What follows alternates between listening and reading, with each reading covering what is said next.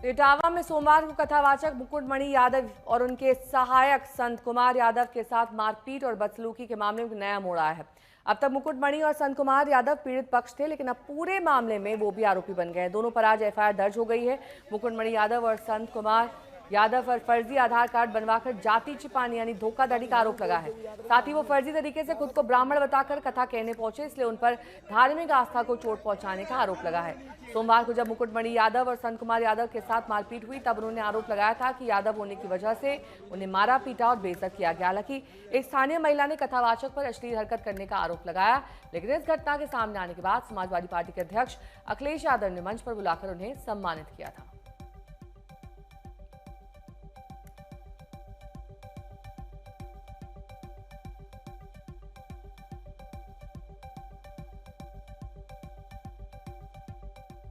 ये किस ग्रंथ में लिखा हुआ है? कोई ग्रंथ तो होगा। हमारे उपनिषद हैं, हमारी धार्मिक किताबें हैं। तो जिनके बाल काटे गए, जिनकी चुटिया काटी गई, वो अपने भगवान की भी नहीं भगवत गीता गा सकते, अपनी कथा नहीं कह सकते, अपने भगवान की नहीं। आप बताओ, हनुमान जी की जाति किसने बताई? प्रभु श्री राम की जाति किसने बताई? बताइए, प्रभु श्री राम की जाति किसने बताई थी? आप बताइए। प्रभु श्री राम को और प्रभु श्री राम की जाति किसने बताई? भगवान सबके, हमारे भी हैं। अब बीजेपी को ये तकलीफ है, भगवान कृष्ण का प्रचार ज्यादा है, उसे दुनिया में पूछते हैं, बस इतनी सी शिकायत है उन्हें।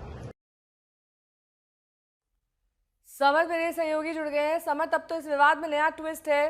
दोनों ने फर्जी आधार कार्ड बनवा रखा था, जाति छिपाई गई, मामला बेहद संगीन हो गया है। बिल्कुल नेहा, इटावा का ये मामला बेहद संगीन हो गया है और सियासी तौर पर भी इसने यूपी की राजनीति में हलचल पैदा कर दी है। पहले जिस तरह से बदतमीजी होती है, अभद्रता होती है, और उसके बाद एफआईआर और 4 गिरफ्तारी, उसके बाद अखिलेश यादव प्रदेश में मुख्यालय पर बुलाते हैं, पार्टी मुख्यालय पर, और वहां पर उन दोनों ही कथावाचकों को सम्मानित करते हैं और ये कहते हैं कि किस उपनिषद में लिखा गया है कि जो कथावाचक हैं वो केवल ब्राह्मण हो सकते हैं, वो किसी और जाति के नहीं हो सकते हैं। इस पूरी बात के साथ अखिलेश यादव कहीं ना कहीं बीजेपी पर हावी होने की कोशिश करते हैं, लेकिन अब इस पूरी कहानी में एक नया मोड़ आ गया है। अब मोड़ ये आया है कि जो कथावाचक दो हैं वो खुद भी अक्यूज बन गए, यानी कि उनके खिलाफ भी एफआईआर हो गई है। रेणु तिवारी, एक इटावा की रहने वाली महिला है, उनके पति के बयान के दम पर यह एफआईआर दर्ज की गई, कंप्लेंट पहले रजिस्टर की गई, उसके बाद एफआईआर दर्ज की गई है। आरोप यह है कि उनके नाम के 2 फर्जी आधार कार्ड बने हुए हैं। इतना ही नहीं, रेणु तिवारी जो महिला है उसने छेड़खानी का भी आरोप लगाया है। ये एफआईआर कॉपी में ये साफ लिखा गया है कि जो 2 कथावाचक हैं वो कथा करने उनके घर पहुंचे और जब भोजन परोसा जा रहा था उस वक्त जो है वो छेड़खानी की, बदतमीजी करने की कोशिश की गई है। इस रेणु तिवारी के इस बयान के बेसिस पर एक एफआईआर रजिस्टर कर ली गई। अब देखना यह है कि जो 2 कथावाचक हैं जिन्हें 2 दिन पहले लखनऊ के सपा पार्टी ऑफिस में सम्मानित किया जा रहा था, क्या पुलिस अब उनकी भी गिरफ्तारी करती है या उनको हिरासत में लेती है, कार्रवाई करती होगी। जो पूरे मामले के आरोपी 4 हैं उनकी फिलहाल गिरफ्तारी कर ली गई है। आरोप बेहद संगीन थे।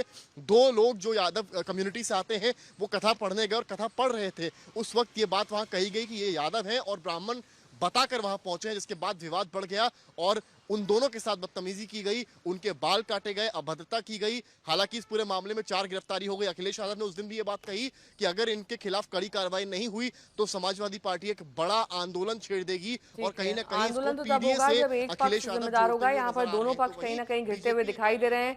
धर्मगुरु पूरे विवाद में धर्म की दुहाई दे रहे हैं, तो पिटाई कांड पर अफसोस भी है। लेकिन सवाल यह है कि क्या सुनाने में यादव और ब्राह्मण ये तरीका सही है? इटावा में जो कुछ हुआ है बहुत गलत हुआ है। दोनों ही पक्ष उसमें हमारी दृष्टि से समान रूप से दोषी हैं, लेकिन उस घटना के हो जाने के बाद जिस तरह से उसका राजनीतिक उपयोग किया जा रहा है, हम समझते हैं वो और भी गलत है। इसलिए 2 लोग पहले दोषी थे, अब ये तीसरे जो हैं वो भी दोषी हैं, ऐसा हमारा मानना है। हाँ ठीक है, किस बात का सम्मान? वो लोग अपनी जाति छुपा करके वहां गए, ऐसा वहां के लोग कह रहे हैं। तो जाति को छुपा करके जाना धोखा देना है। तो जब धोखा देना है तो धोखा देने वाले को सम्मान करने का कैसे बनता है? आप उनको सांत्वना दे सकते हैं कि भाई आपके साथ मारपीट हुई, ठीक नहीं है, लेकिन सम्मान अलग वस्तु होती है। भगवान सबके हैं, भगवान की कथा कहने का, सुनने का सबको अधिकार है, लेकिन हमारे यहाँ कुछ मर्यादाएं भी बनाई गई हैं। तो उन मर्यादाओं में ये है कि जब सार्वजनिक रूप से कोई कथा होती है तो उसमें ब्राह्मण वक्ता व्यासासन पर बैठता है ताकि हर वर्ण के लोग उससे सुन सकें, कोई ऐतराज न करें।